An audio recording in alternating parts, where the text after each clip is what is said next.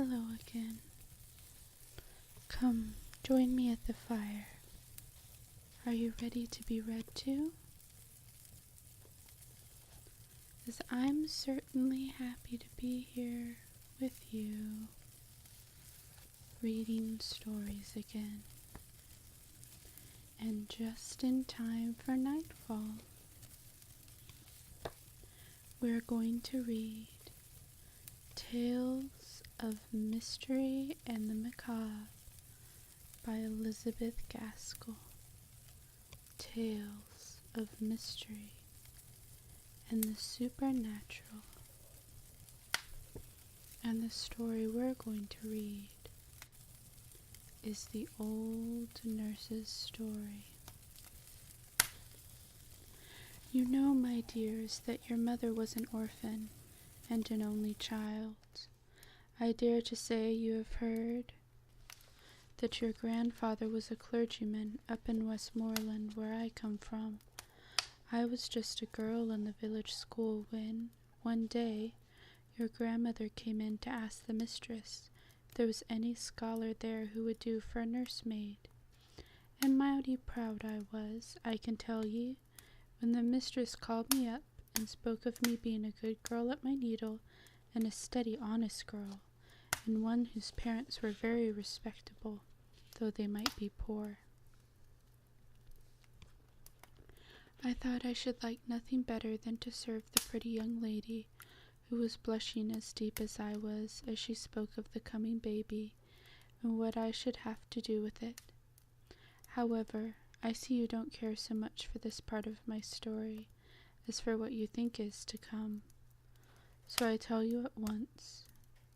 I was engaged and settled at the parsonage before Miss Rosamond, that was the baby, who is now your mother, was born. To be sure, I had little enough to do with her when she came, for she was never out of her mother's arms, and slept by her all night long, and proud enough was I sometimes when the missus trusted her to me. There was never such a baby before or since, though you've all of you been fine enough in your turns. But for sweet winning ways, you've none of you come up to your mother.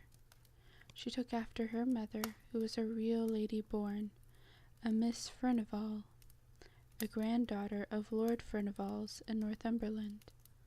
I believe she had neither brother nor sister, but had been brought up in my lord's family till she married your grandfather, who was just a curate, son to a shopkeeper in Carlisle, but a clever, fine gentleman as ever was, and one who was a right down hard worker in his parish, which was very wide and scattered all abroad over Westmoreland fells. When your mother, little Miss Rosamond, was about 4 or 5 years old, both her parents died in a fortnight, one after the other. Ah, that was a sad time. My pretty young mistress and me was looking for another baby when my master came home from one of his long rides, wet and tired, and took the fever he died of. And then she never held up her head again, but just lived to see her dead baby and have it laid on her breast before she sighed away her life. My mistress had asked me on her deathbed never to leave Miss Rosamond, but if she had never spoken a word, I would have gone with the little child to the end of the world. The next thing, and before we had well stilled our sobs, the executors and guardians came to settle the affairs. They were my poor young mistress's own cousin, Lord Furnivall, and Mr. Eastwaith, my master's brother, a shopkeeper in Manchester, not so well to do then as he was afterwards, with a large family rising about him. Well, I don't know if it were their settling, or because of a letter my mistress wrote on her deathbed to her cousin, my lord, but somehow it was settled that Miss Rosamond and me were to go to Furnivall Manor House in Northumberland, and my lord spoke as if it had been her mother's wish that she should live with his family, and as if he had no objections, or that 1 or 2 more or less could make no difference in so grand a household. So though that was not the way in which I should have wished the coming of my bright and pretty pet to have been looked at, who was like a sunbeam in my family, be it never so grand. I was well pleased that all the folks in the dale should stare and admire when they heard I was going to be young lady's maid at my Lord Furnival's at Furnival Manor. But I made a mistake to think we were to go and live where my lord did. It turned out that the family had left Furnival Manor House 50 years or more. I could not hear that my poor young mistress had ever been there, though she had been brought up in Rosamond's youth to have passed where her mother's had been. My lord gentleman, from whom I asked as many questions as I durst, said that the manor house was at the foot of the Cumberland Fells, and a very grand place, that his old Miss Furnival, a great aunt of my lord's, lived there, and with only a few servants, but that it was a very healthy place, and my lord had thought that it would suit Miss Rosamond very well for a few years, that her being there might perhaps amuse his old aunt. I was bidden by my lord to have Miss Rosamond's things ready by a certain day. He was a stern, proud man, as they say all the lords Furnival were, and he never spoke a word more than was necessary. Folk did say that he loved my young mistress, but that because she knew his father would object, she would never listen to him, and married Mr. Eastwaite. But I don't know. He never married at any rate, but never took much notice of Miss Rosamond, which I thought he might have done, if he cared for her dead mother. He sent his gentleman with us to the manor house, telling him to join him at Newcastle that same evening, so there was no great length of time for him to make us known to all the strangers before he too shook us off, and we were left, two lonely young things. I was not 18, in the great manor house. It seems like yesterday that we drove there. We left our own dear parsonage very early, and we had both cried as if our hearts would break, though we were traveling in my lord's carriage, which I thought so much of once. And now it was long past noon on a September day, and we stopped to change horses for the last time at a little smoky town, all full of colliers and miners. Miss Rosamond had fallen asleep, but Mr. Henry told me to waken her, that she might see the park and the manor house as we drove up. I thought it rather a pity, but I did what he bade me, for fear he should complain of me to my lord. We had left all signs of a town, or even a village, and were then inside the gates of a large wild park, not like the parks here in the south, but with rocks and the noise of running water, and gnarled thorn trees and old oaks, all white and peeled with age. The road went up about 2 miles, and then we saw a great and stately house with many trees close around it, so close that in some places their branches dragged against the walls when the wind blew, and some hung broken down, for no one seemed to take much charge of the place, to lop the wood or to keep the moss-covered carriageway in order. Only in front of the house all was clear. The great oval drive was without a weed, and neither tree nor creeper was allowed to grow over the long, many-windowed front, at both sides of which a wing projected, which were each the ends of other side fronts, for the house, though it was so desolate, was even grander than I expected. Behind it rose the fells, which seemed unenclosed and bare enough, and on the left hand of the house, as you stood facing it, was a little old-fashioned flower garden. As I found out afterward, the door opened out upon it from the west front. It had been scooped out of the thick, dark wood for some old Lady Furnival, but the branches of the great forest trees had grown and overshadowed it again, and there were very few flowers that would live there at that time. When we drove up to the great front entrance and went into the hall, I thought we would be lost. It was so large and vast and grand. There was a chandelier all of bronze, hung down from the middle of the ceiling, and I had never seen one before, and looked at it all in amaze. Then at one end of the hall was a great fireplace, as large as the sides of the houses in my country, with massy andirons and dogs to hold the wood, and by it were heavy old-fashioned sofas. At the opposite end of the hall, to the left as you went in, on the western side, was an organ built into the wall, and so large that it filled up the best part of that end. Beyond it, on the same side, was a door, and opposite, on each side of the fireplace, were also doors leading to the east front, but those I never went through as long as I stayed in the house, so I can't tell you what lay beyond. The afternoon was closing in, and the hall, which had no fire lighted in it, looked dark and gloomy. But we did not stay there a moment. The old servant who had opened the door for us bowed to Mr. Henry, and took us in through the door in the farther side of the great organ, and led us through several smaller halls and passages to the west drawing-room, where he said that Miss Furnivall was sitting.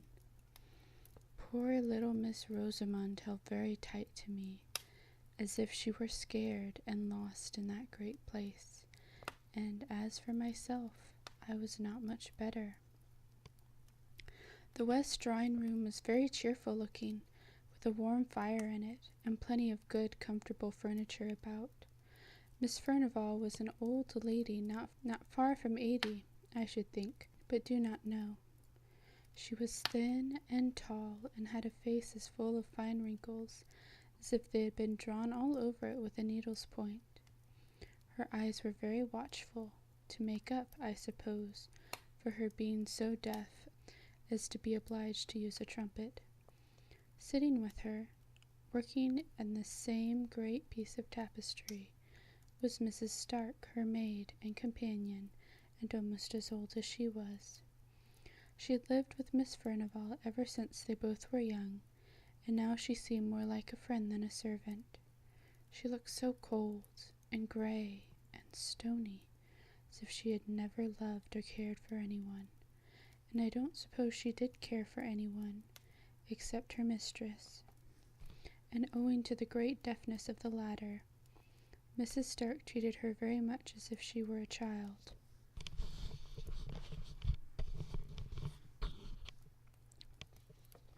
Mr. Henry gave some message from my lord, and then he bowed good-bye to us all, taking no notice of my sweet little Miss Rosamond's outstretched hand, and left us standing there, being looked at by the two old ladies through their spectacles. I was right glad they rung for the old footman who had shown us in at first, and told him to take us to our rooms. So we went out of that great drawing-room, and into another sitting-room, and out of that, and then up a great flight of stairs, and along a broad gallery, which was something like a library, having books all down one side, and windows and writing tables all down the other, till we came to our rooms, which I was not sorry to hear were just over the kitchens. For I began to think I should be lost in that wilderness of a house.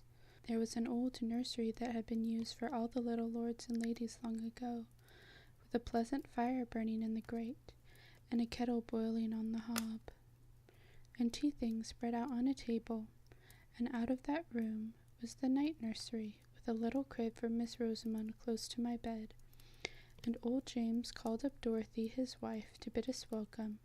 Both he and she were so hospitable and kind, that by and by Miss Rosamond and me felt quite at home, and by the time tea was over, she was sitting on Dorothy's knee, and chattering away as fast as her little tongue could go. I soon found out that Dorothy was from Westmoreland, and that bound her and me together, as it were, and I would never wish to meet with kinder people than were old James and his wife. James had lived pretty nearly all his life in my lord's family, and thought there was no one so grand as they. even looked down a little on his wife, because, till he had married her, she had never lived in any but a farmer's household. But he was very fond of her, as well he might be. They had one servant under them, to do all the rough work. Agnes they called her, and she and me and James and Dorothy, with Miss Furnivall and Mrs. Stark, made up the family, always remembering my sweet little Rosamond. I used to wonder what they had done before she came. They thought so much of her now. Kitchen and drawing room, it was the same. The hard, sad Miss Furnivall and the cold Mrs. Stark looked pleased when she came fluttering in like a bird, playing and pranking hither and thither, with a continual murmur and a pretty prattle of gladness. I am sure they were sorry many a time when she flitted away into the kitchen, though they were too proud to ask her to stay with them, and they were a little surprised at her taste, though, to be sure, as Mrs. Stark said, it was not to be wondered at, remembering what stock her father had come of. That great old rambling house was a famous place for little Miss Rosamond. She'd made expeditions all over it, with me at her heels, all except the east wing, which was never opened, and whither we never thought of going. But in the western and northern part was many a pleasant room, full of things that were curiosities to us, though they might not have been to people who had seen more. The windows were darkened by the sweeping boughs of the trees and the ivy which had grown over them, but in the green gloom we could manage to see old china jars and carved ivory boxes and great heavy books, and above all, the old pictures. Once, I remember my darling would have Dorothy go with us to tell us who they all were, for they were all portraits of some of my lord's family, though Dorothy could not tell us the names of every one.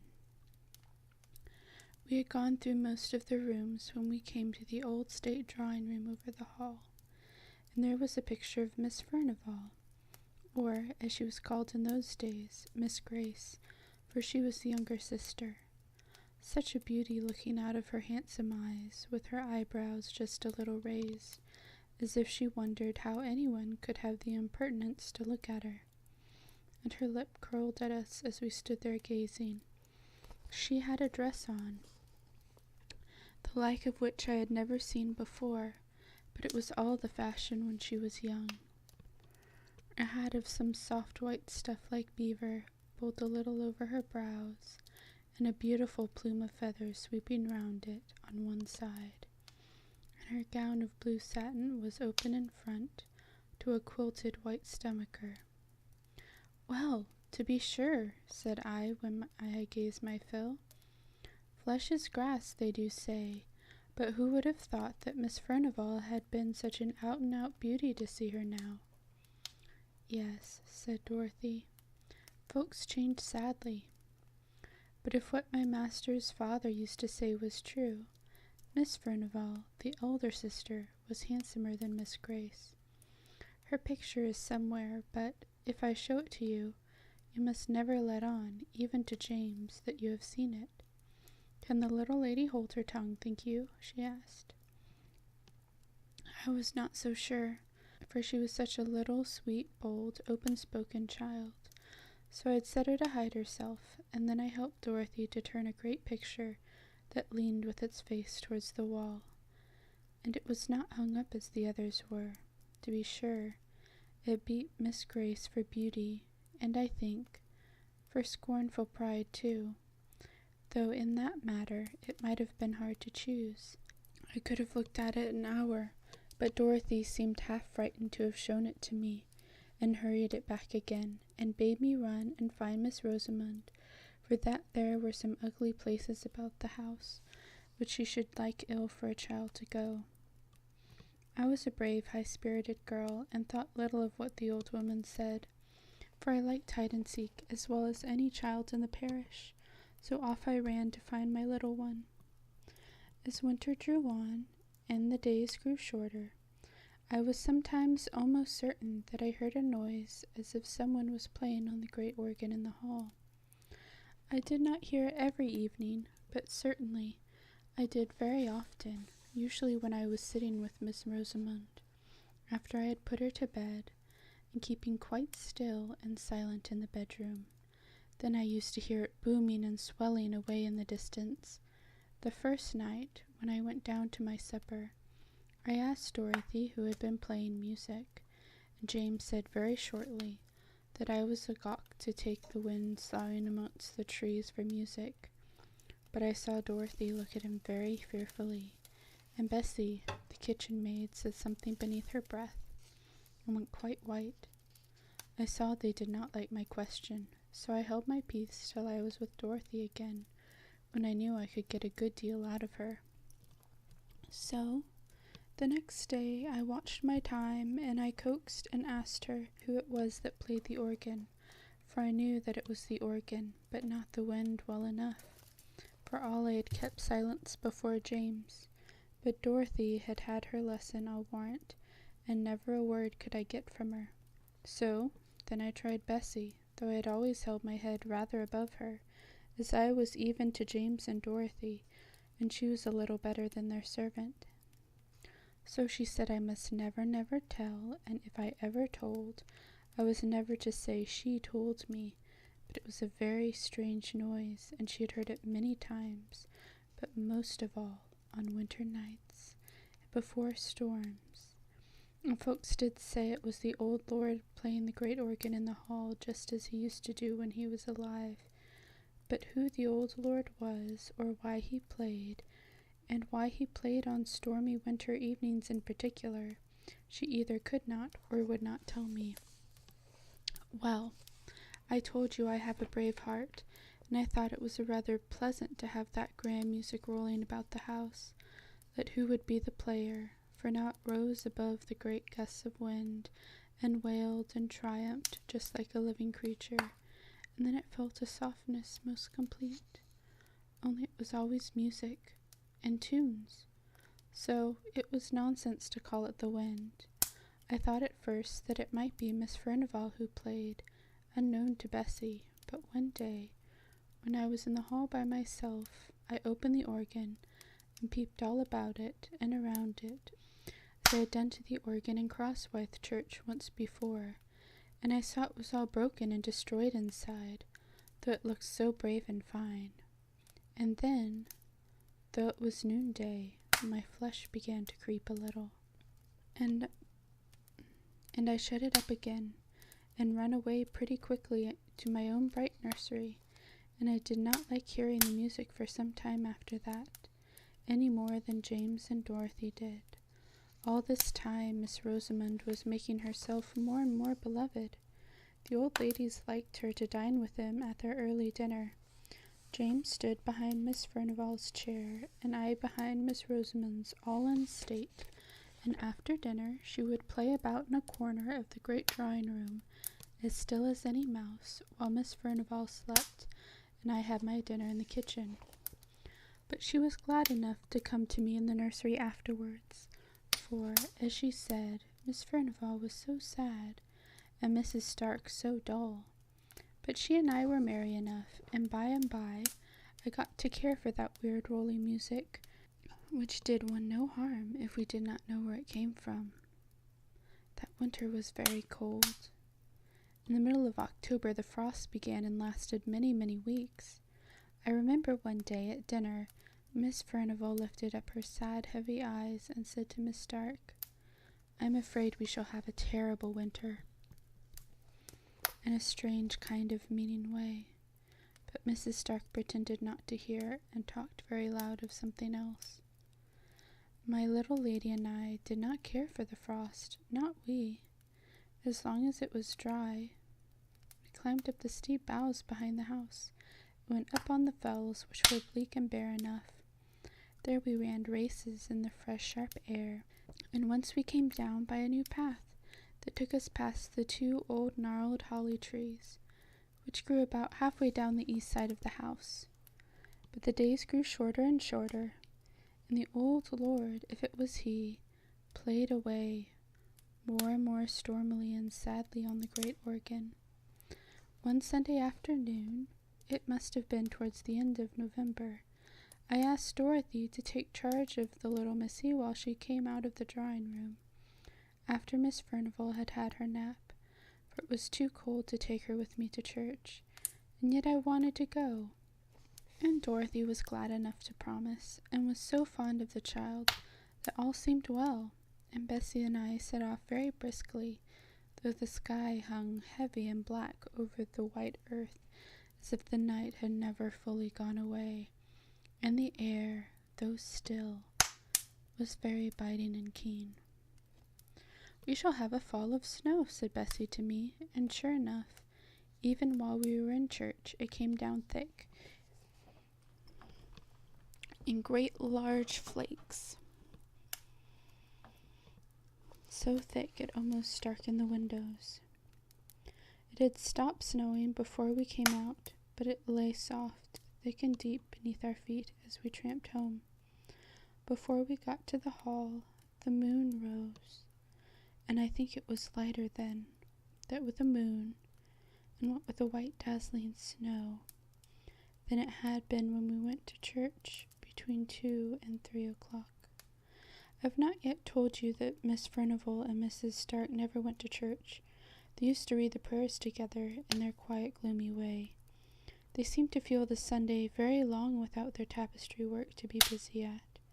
So when I went to Dorothy in the kitchen to fetch Miss Rosamond, take her upstairs with me, I did not much wonder when the old woman told me that the ladies had kept the child with them, that she had never come to the kitchen as I had bidden her when she was tired of behaving pretty in the drawing rooms. So I took off my things and went to find her, bring her supper in the nursery, but when I went into the best drawing room, there sat the 2 old ladies, very still and quiet, dropping out a word now and then, but looking as if nothing so bright and merry as Miss Rosamond had ever been near them. Still, I thought she might have been hiding from me. It was one of her pretty ways, that she had persuaded them to look as if they knew nothing about her. So I went softly, peeping under the sofa and behind the chair, making believe I was sadly frightened at not finding her. "What's the matter, Hester?" said Mrs. Stark sharply. I don't know if Miss Furnivall had seen me, for as I told you, she was very deaf. She sat quite still, idly staring into the fire, with her hopeless face. "I'm only looking for my little Rosy Posy," replied I, still thinking the child was there, and near me, though I could not see her. "Miss Rosamond is not here," said Miss Stark. "She went away more than an hour ago to find Dorothy," and she too turned and went on looking at the fire. My heart sank at this, and I began to wish I had never left my darling. I went back to Dorothy and told her. James was gone out for the day, but she and me and Bessie took lights and went up into the nursery first, and then we roamed over the great large house, calling and entreating Miss Rosamond to come out of her hiding place, and not frighten us to death in that way. But there was no answer, no sound. "Oh," said I at last, "can she have gotten to the east wing and hidden there?" But Dorothy said it was not possible, for she herself had never been there, that the doors were always locked, and my Lord Steward had the keys, and she believed at any rate neither she nor James had ever seen them. So I said I would go back and see. After all, she was not hidden in the drawing room, unknown to the ladies, and if I found her there, I said, I'd whip her well for the fright she had given me, but I never meant to do it. Well, I went back to the west drawing room, and I told Mrs. Stark we could not find her anywhere, and asked for leave to look all about the furniture there, for I thought now she might have fallen asleep in some warm, hidden corner. But no. We looked. Miss Furnivall got up and looked, trembling all over, and she was nowhere there. Then we set off again, everyone in the house, and looked in all the places we had searched before, but we could not find her. Miss Furnivall shivered and shook so much that Mrs. Stark took her back to the warm drawing room, but not before they made me promise to bring her to them when she was found. Well a day! I began to think she would never be found. when I bethought me to look into the great front court, all covered with snow. I was upstairs when I looked out, but it was such clear moonlight I could see quite plain 2 little footprints, which might be traced from the hall door round the corner of the east wing. I didn't know how I got down, but I tugged open the great stiff hall door, and throwing the skirt of my gown over my head for a cloak, I ran out.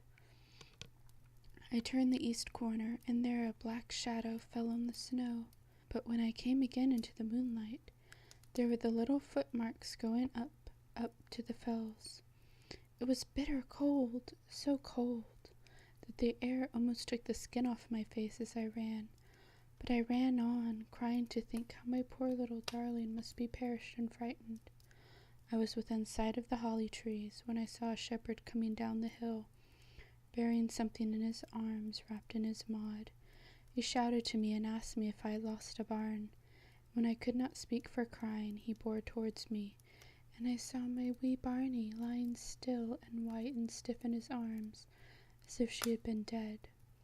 He told me she'd been up in the fells to gather his sheep before the deep cold of night came on, and that under the holly trees, black marks on the hillside, where no other bush was for miles around, found my little lady, my lamb, my queen, my darling, stiff and cold in the terrible sleep which was frost begotten. Oh, the joy and the tears of having her in my arms once again! For I would not let him carry her, but took her, Maud and all, into my own arms, and held her near my own warm neck and heart, and felt the life stealing slowly back again into her little gentle limbs. But she was still insensible when we reached the hall, and I had no breath for speech. We went into the kitchen door. "Bring me the warming pan," said I, and carried her upstairs, and began undressing her by the nursery fire which Bessie had kept up. I called my little Lammy all the sweet and playful names I could think of, even while my eyes were blinded by my tears, and at length she opened her large blue eyes. Then I put her into a warm bed, and sent Dorothy down to tell Miss Furnivall that all was well, and I made up my mind to sit by my darling's bedside the livelong night,